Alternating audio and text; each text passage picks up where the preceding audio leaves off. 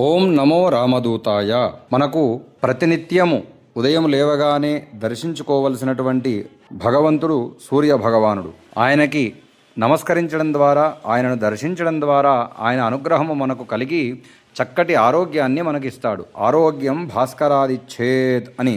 అట్లాగే ఆయన ఉదయం నుండి అస్తమించేటువంటి సమయం వరకు చేసేటువంటి ప్రయాణంలో అనూరుడు అనేటువంటి రథసారథితో ఆయన రథంలో ప్రయాణం చేస్తూ ఉంటాడు. ఆయన రథానికి ఉండేటువంటివి 7 గుర్రాలు. వేదాలలోని 7 ప్రధానమైనటువంటి ఛందస్సులకి, అంటే వేద మంత్రాల లయకు ప్రతీకలుగా వీటిని భావిస్తూ ఉంటారు.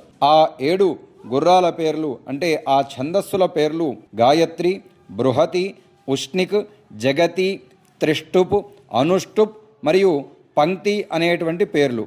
ఈ 7 గుర్రాలు గురించినటువంటి మరికొన్ని వివరాల యొక్క ప్రాముఖ్యత ఏంటి అంటే, ఈ 7 గుర్రాలు సూర్యకాంతిలోని 7 రంగులని మరియు వారంలోని 7 రోజులని సూచిస్తాయి.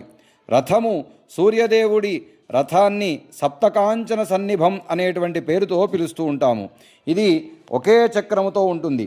భవిష్య పురాణం ప్రకారము సూర్యుడి రథానికి ఉండేటువంటి గుర్రాల పేర్లు జయ, విజయ, అజయ, జితప్రాణ, జితాశ్రమ, మనోజవ మరియు జితక్రోధ అనేటువంటి పేర్లతో కూడా పిలుస్తూ ఉంటారు.